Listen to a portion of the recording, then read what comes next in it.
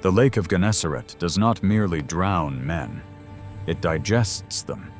That was the first lesson my father taught me, before the Romans nailed him to a cypress tree outside Sepphoris, and it was the only lesson that ever held its value.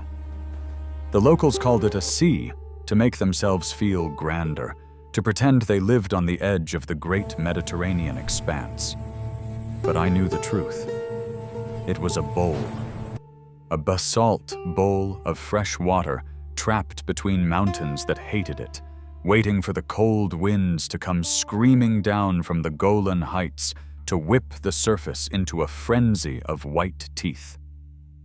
I am Caleb of Magdala. I am not a fisher of men, nor a fisher of tilapia. I am a pilot for hire, a man who knows the currents better than the layout of his own lover's face.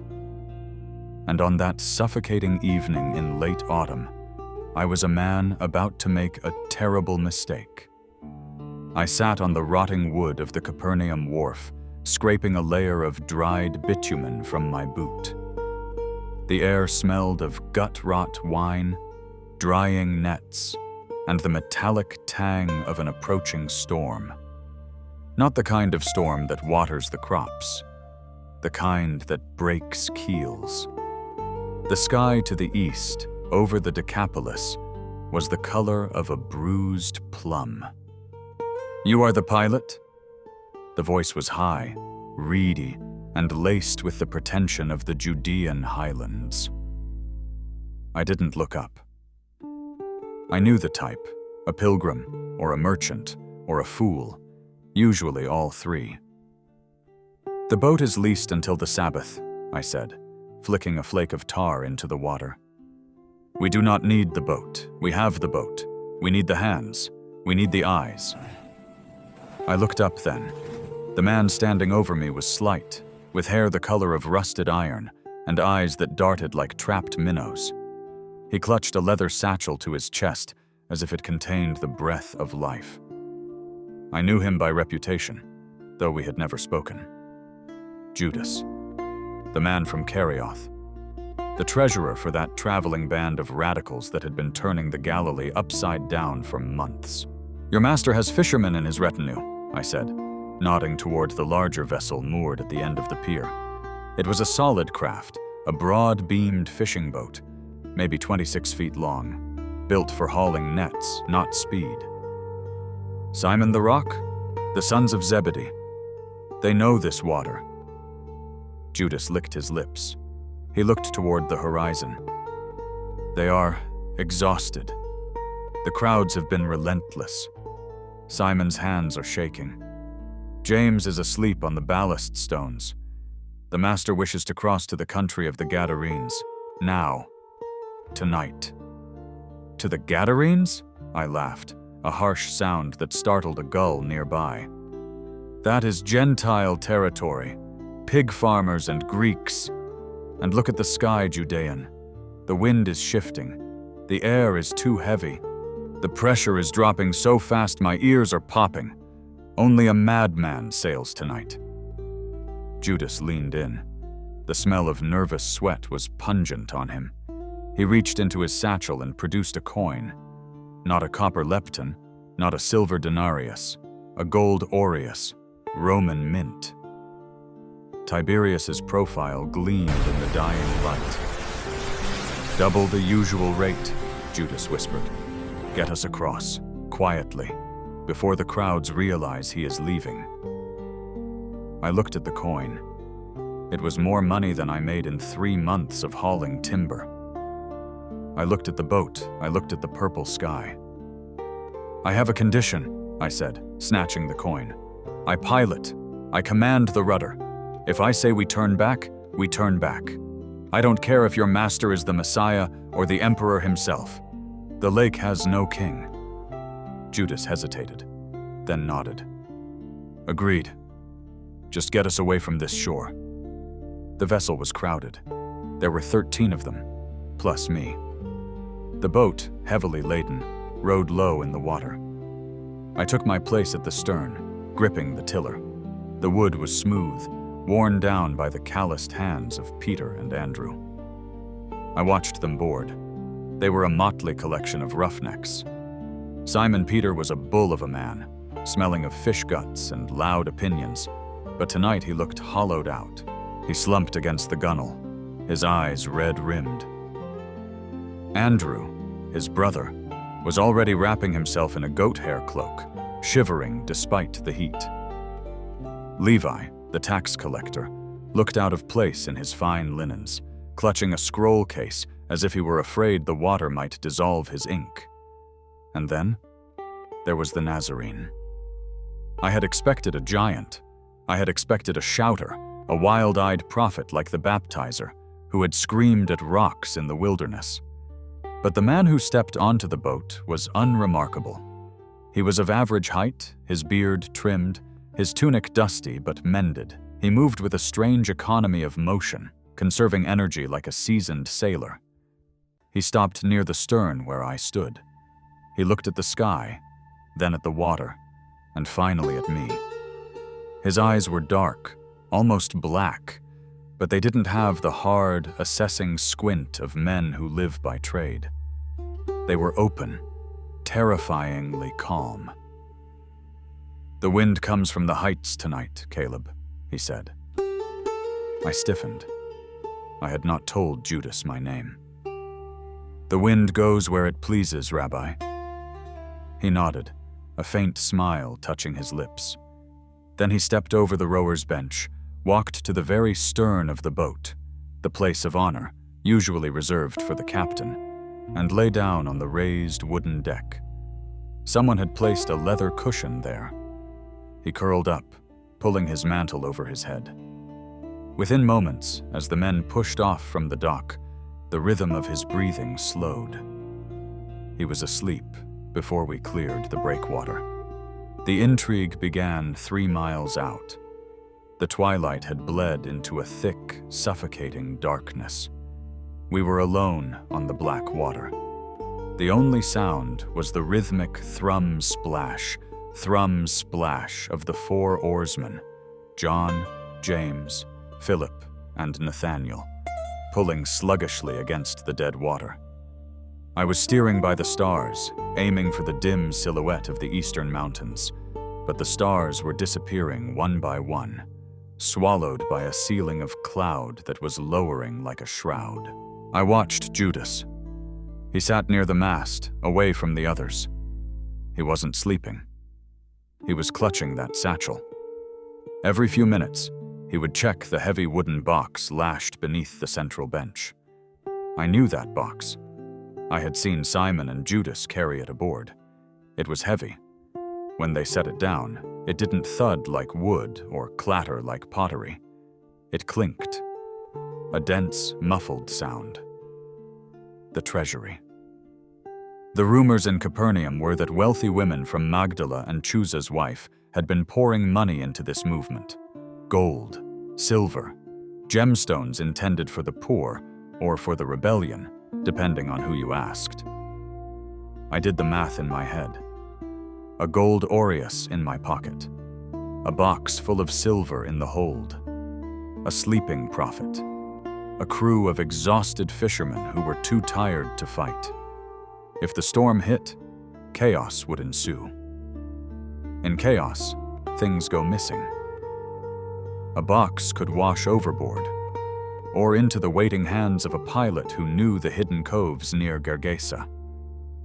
I felt a surge of adrenaline that had nothing to do with the sailing. I wasn't just a pilot tonight. I was a predator. "Keep her steady, Caleb," Simon Peter grunted from the darkness. He had moved to sit near me. "The air feels like sulfur." "I know my business, fisherman," I snapped. "Why are we running? Who is chasing you?" Peter rubbed his face with a massive hand. "Hunger. Need. They want bread. They want healing. They want a king to throw the Romans into the sea. They want to consume him. He needs silence."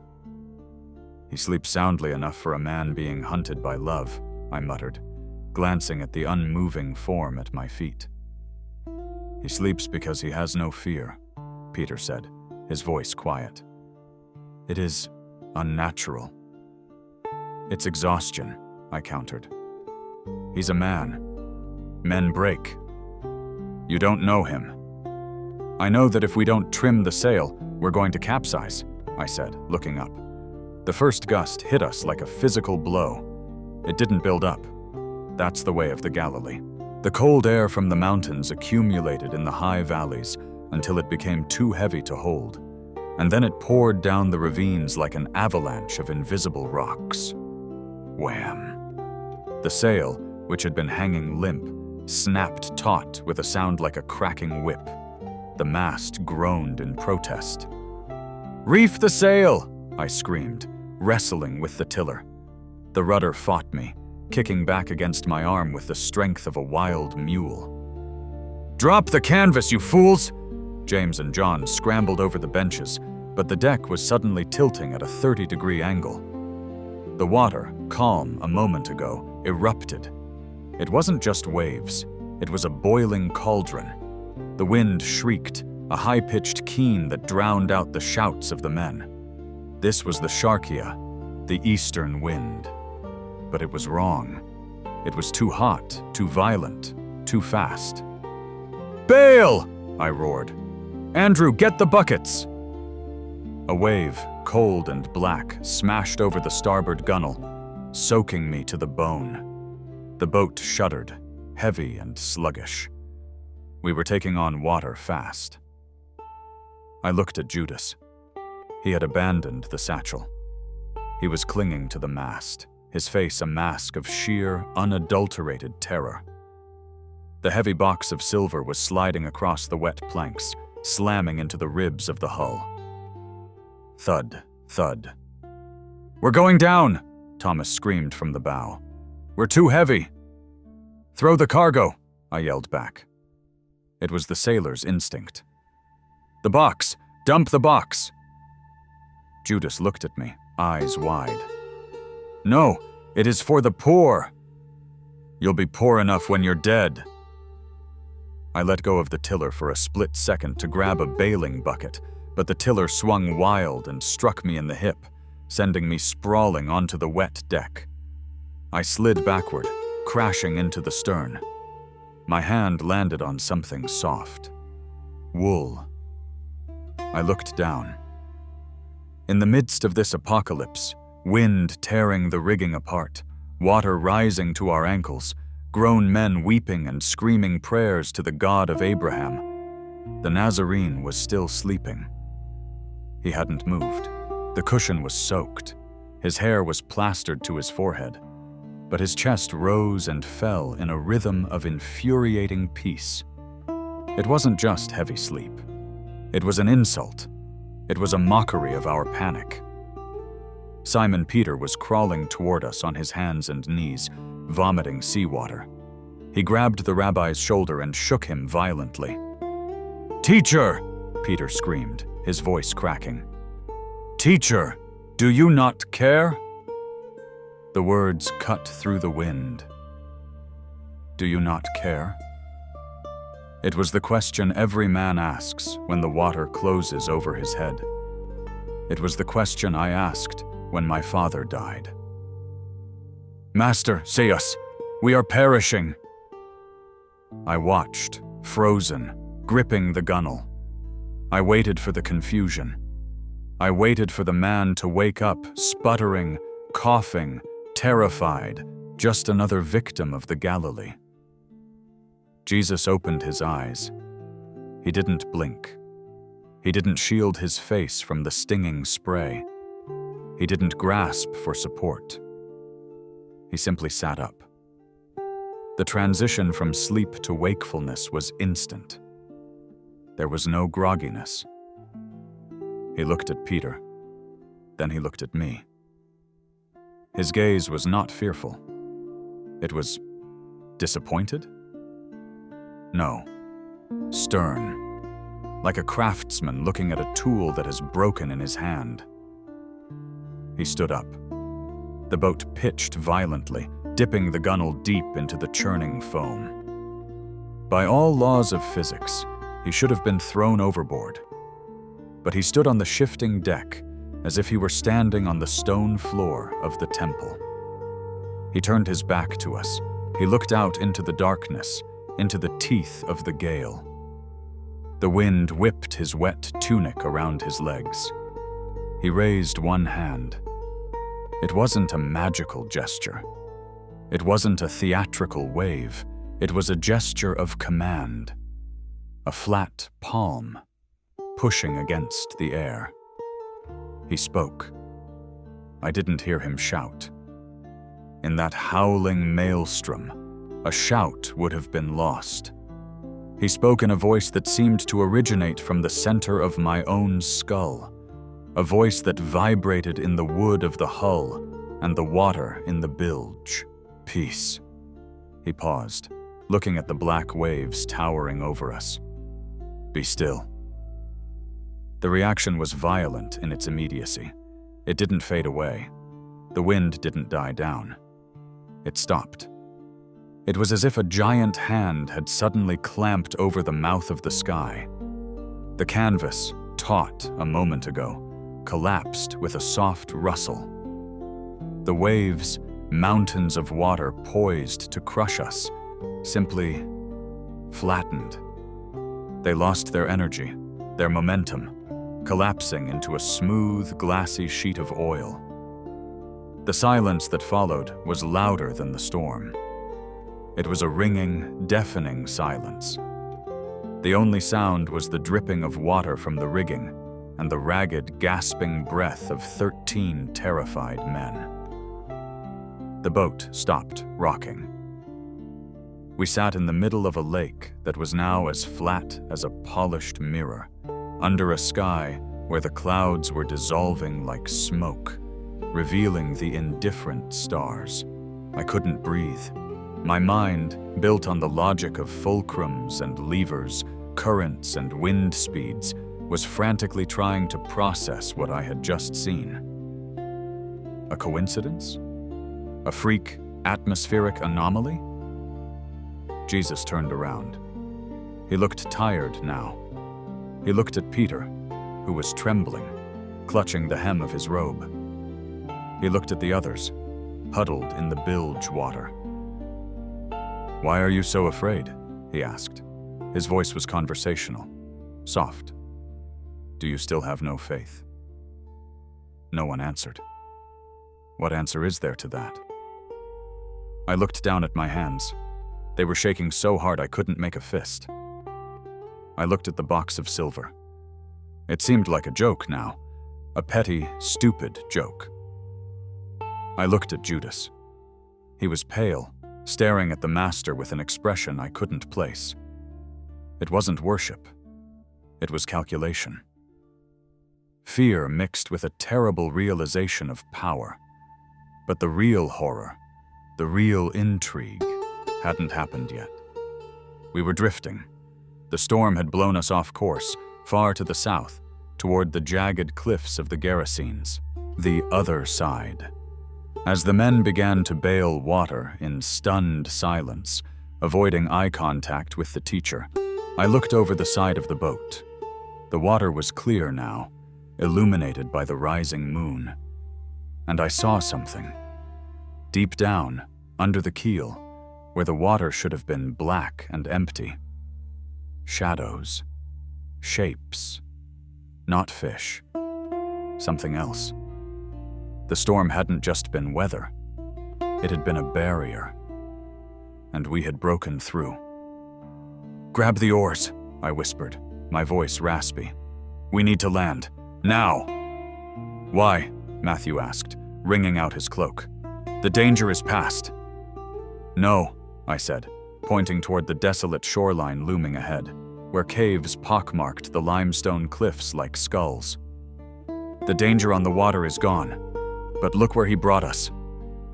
On the shore, high up on the ridge, I saw the flicker of torches, and I heard a sound carrying across the miraculously still water. Not the wind, not the sea, screaming. A human voice, howling like an animal, cutting through the night. "We are not alone here," I said. Jesus sat back down on the stern. He was watching the shore, too, and for the first time, I saw a tension in his shoulders. He wasn't looking at the land like a visitor.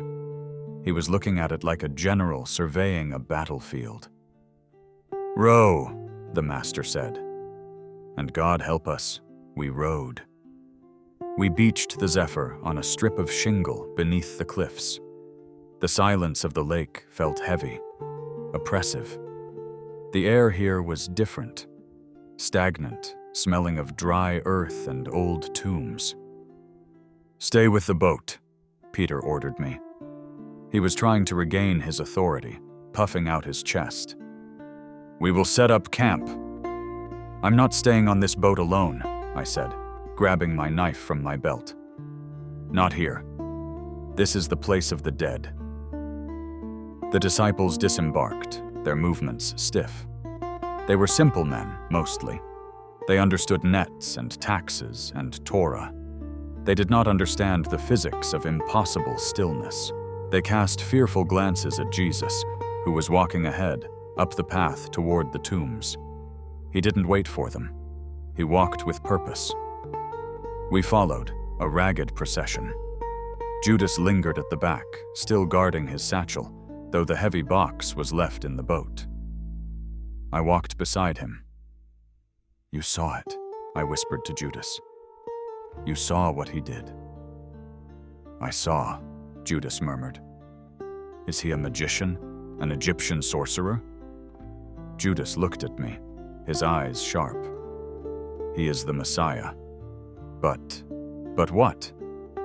"But I do not think the Messiah is supposed to stop storms," Judas whispered, almost to himself. "He is supposed to raise armies.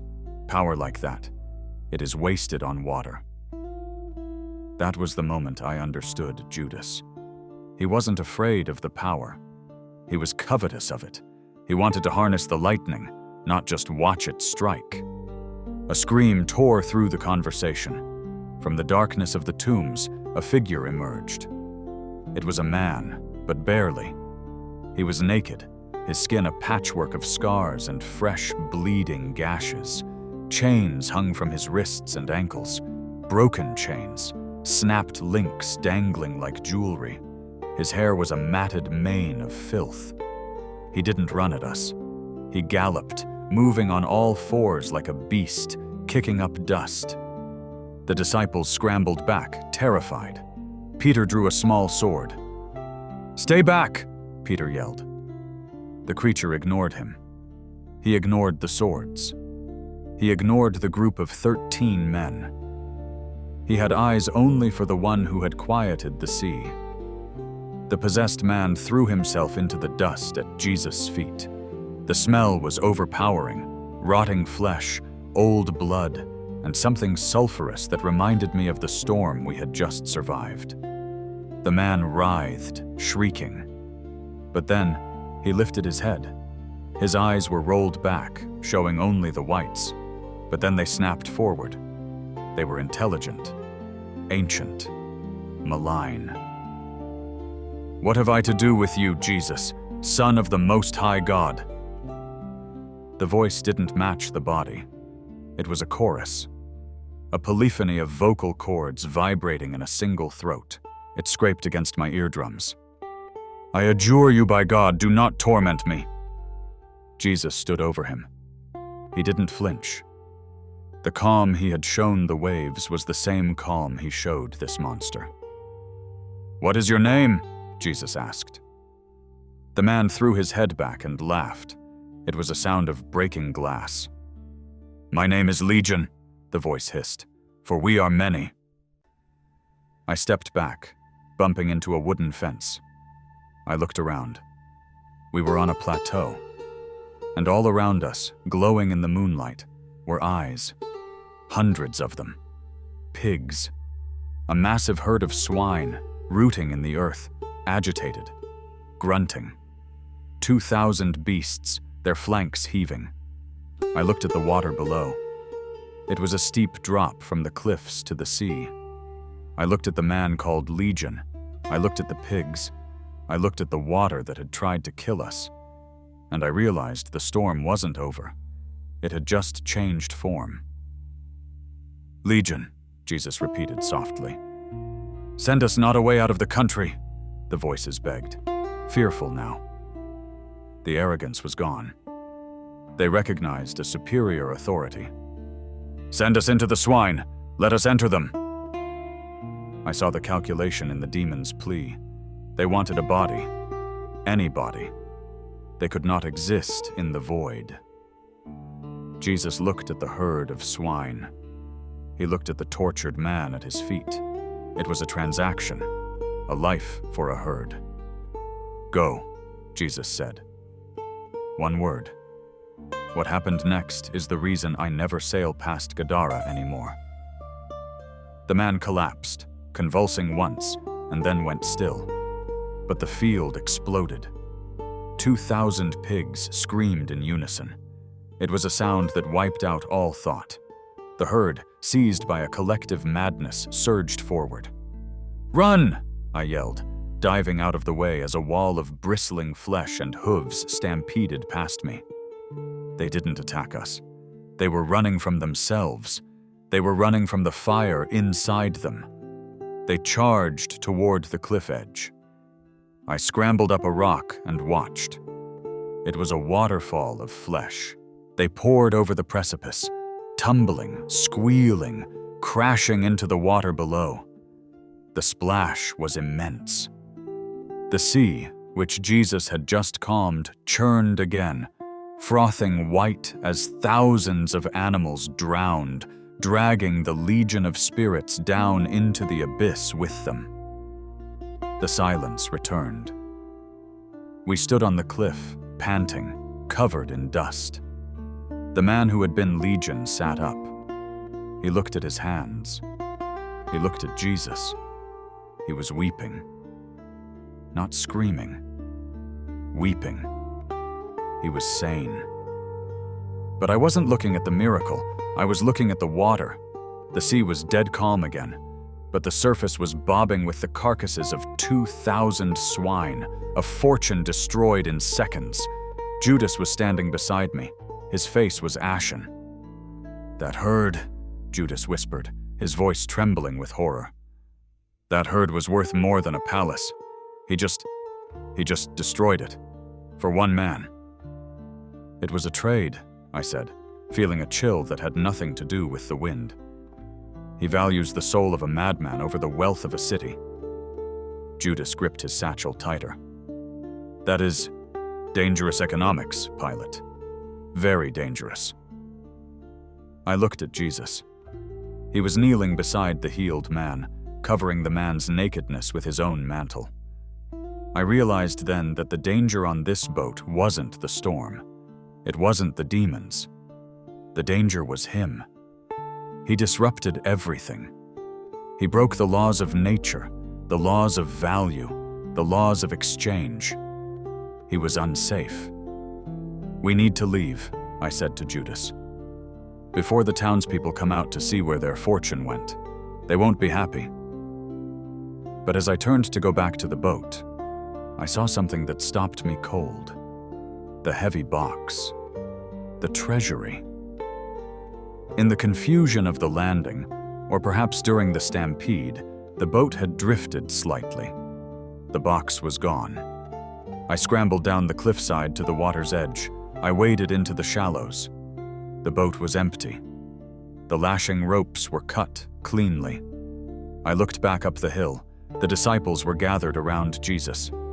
Judas was with them. Someone else had been on the shore. Or one of us was a traitor who had used the chaos of the exorcism to lighten the load.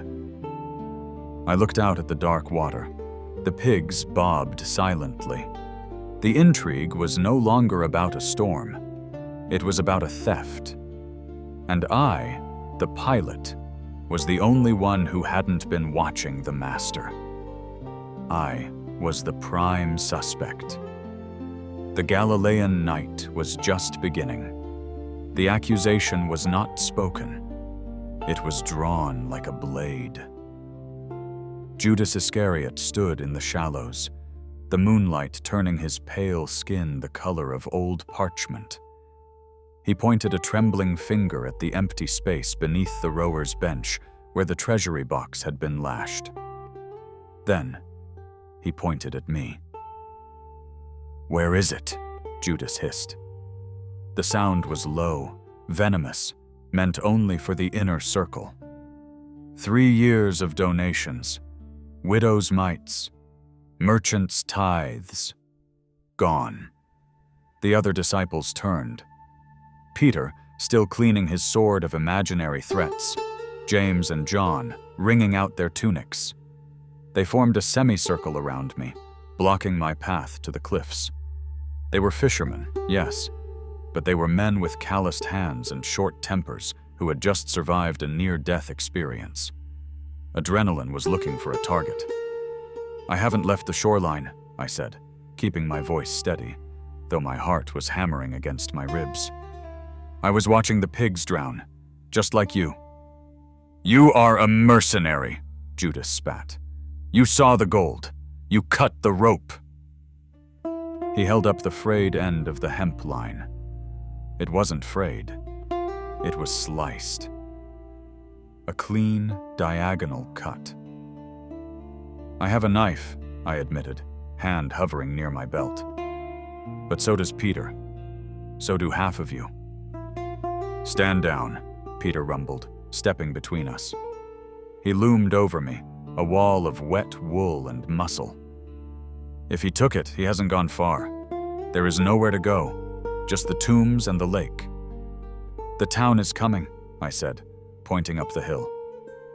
The ridge was no longer empty.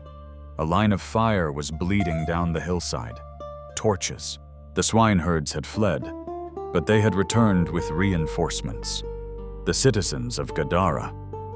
And they weren't coming with garlands to welcome a miracle worker. They were coming with pitchforks, clubs, and the righteous fury of men who have just lost their livelihood.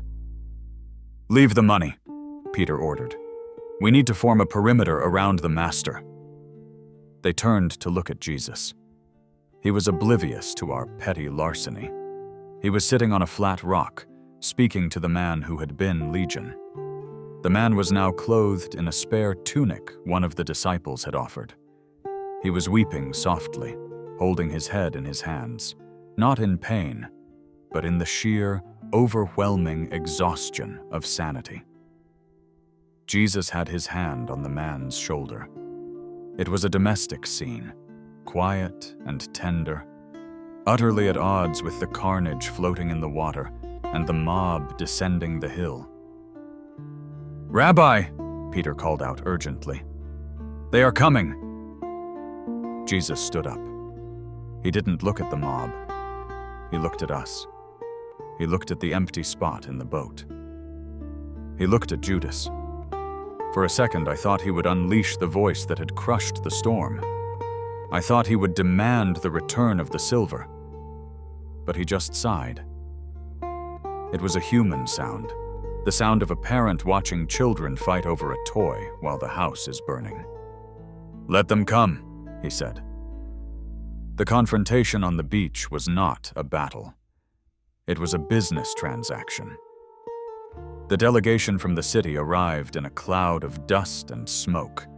There were about 50 of them, magistrates in Roman togas, merchants in Greek cloaks, and rough laborers holding cudgels. They stopped 10 paces from us. The smell of the dead pigs was washing ashore now, a stench of wet fur and offal mixing with the pristine night air. A heavy-set man with a gold chain of office stepped forward. He looked at the healed madman, then at the floating carcasses, then at Jesus. "You are the Nazarene?" the magistrate asked. "I am," Jesus replied. "This man," the magistrate pointed to Legion, "was a menace. He broke chains. He screamed in the night. He was a curse on our tombs." "He is healed," Jesus said. "He is in his right mind."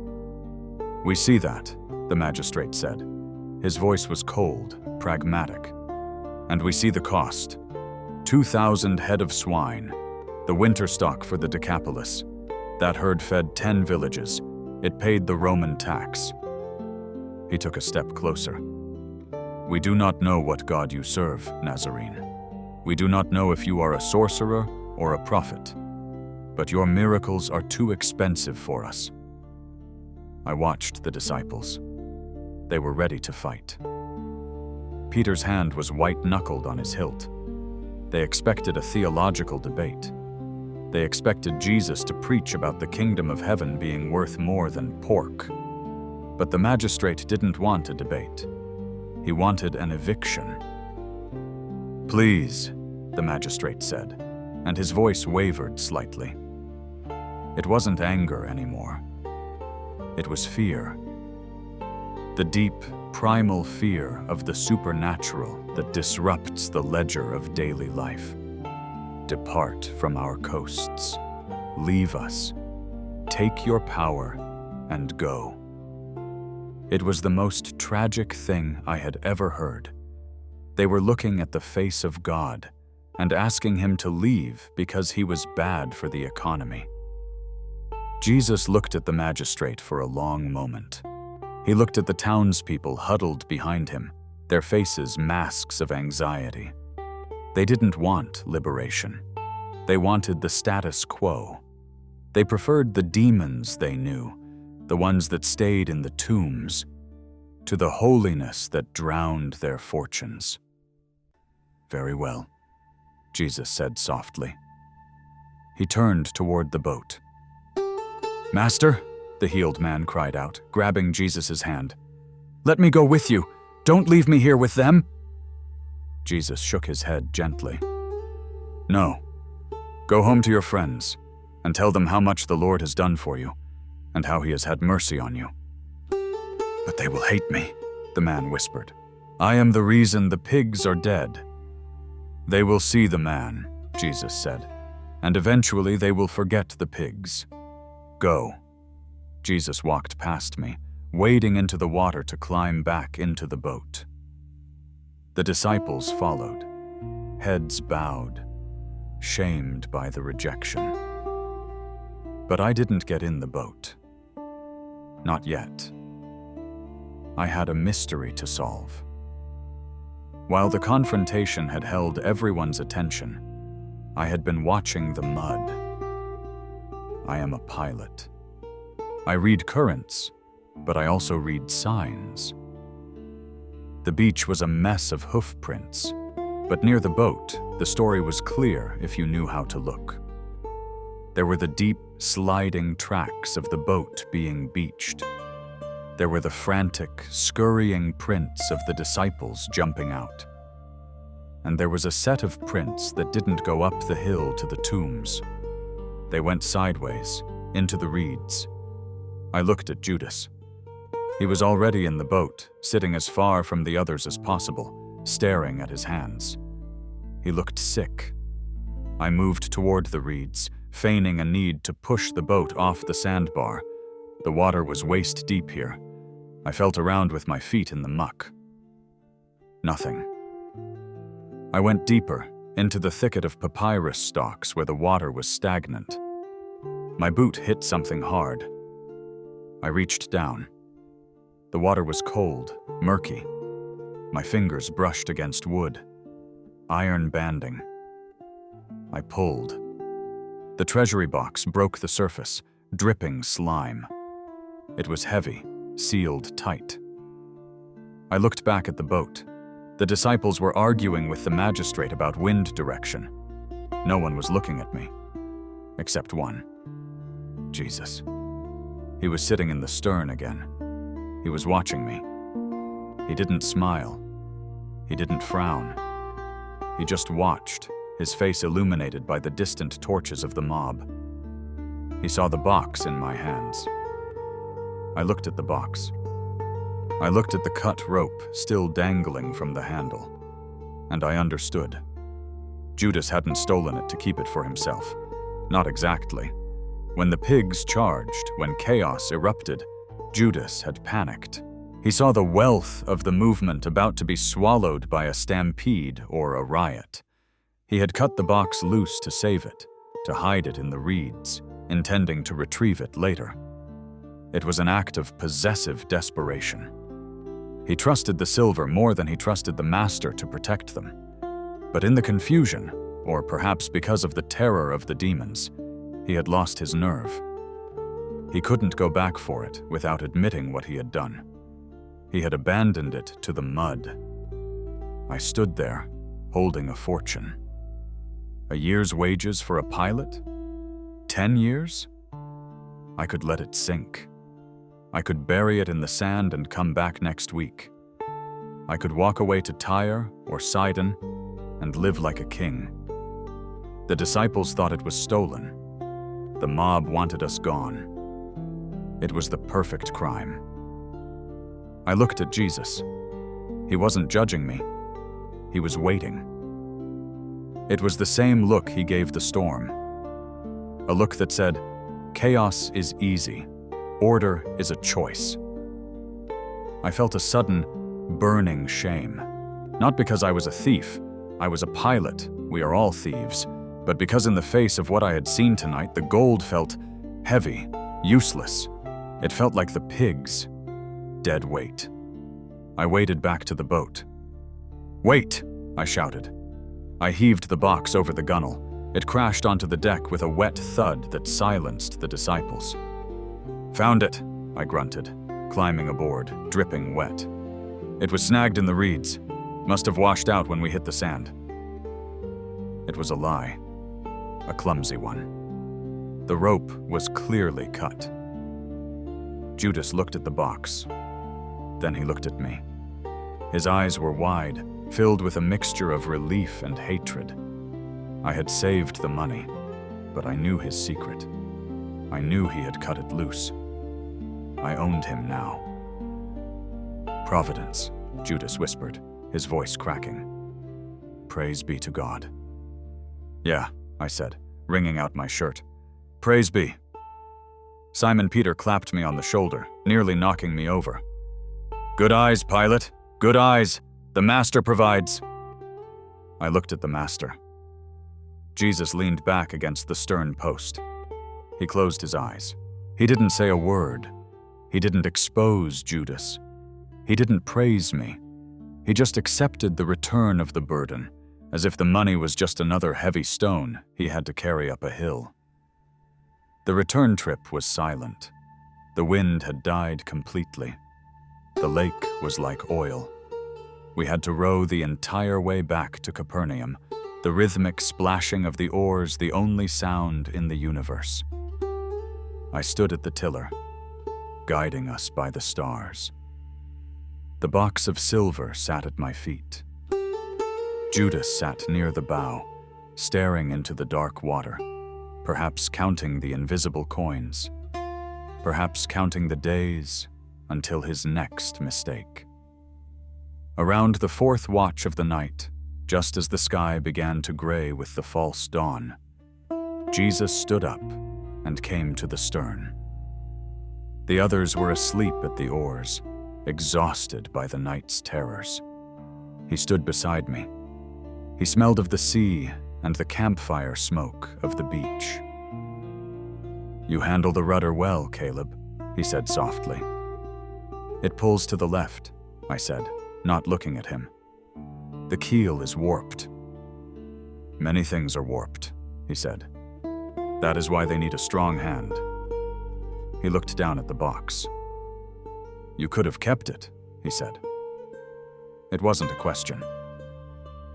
I thought about it, I admitted. But I saw the pigs. "The pigs?